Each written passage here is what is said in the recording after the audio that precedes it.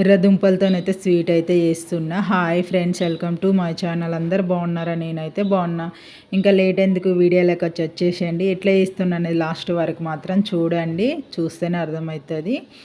ఇంకా ఎర్ర దుంపలు పెసరపప్పు అయితే మంచిగా ఉడకబెట్టుకున్న. ఉడికినాకైతే పప్పు గరిటెతోనైతే మంచిగా కలిపేసుకోవాలి. దానికి మసాలా అయితే సోపు, జీలకర్ర, ధనియాలు, అల్లం అయితే మిక్సీ పట్టేసుకున్నా. ఇంకా బెల్లము ఇవన్నీ వేసి మంచిగా కలిపేసుకోవాలి. కారం, సాల్ట్, పసుపు వేసుకోవాలి. బెల్లం అయితే చక్కెరైనా వేసుకోవచ్చు, బెల్లమైనా వేసుకో ఇష్టము. బెల్లం ఎంత అంటే తీపి ఎట్లా తింటారు అనేది చూసి అయితే వేసుకోవచ్చు. ఇంకా మంచిగా ఉడికినాకైతే బియ్యం పిండి అయితే వేసేసేయాలి. వేసి నేనైతే చూస్తున్నా అంటే ఉండలు ఎట్లా అవుతుందని. దానికోసం అయితే కలాకండ్ అయితే తెప్పించిన. ఇంకా పాప అనేది నాకు ఉడకబెట్టి ఏం మమ్మీ అంటే సరే అని అయితే ఆవిరిలో పెట్టి అయితే పాపకు వేరేగా అయితే చేసిస్తున్నా.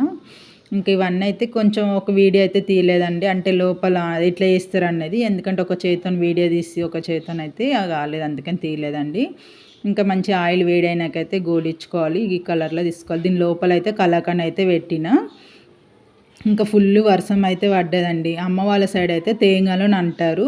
ఇంకా అత్తమ్మ వాళ్ళ సైడ్ అయితే సంక్రాంతి చేస్తారు, బాజాపిటే అని అంటారు. మీకు తెలిస్తే కామెంట్ చేయండి. నిన్న చూసిరు మా ఇంటికాడ ఇట్లా ఫుల్ వర్షం అవుతుంది. వీడియో ఇంతేనండి. నచ్చితే లైక్ చేయండి, సబ్స్క్రైబ్ చేసుకోండి. Bye friends.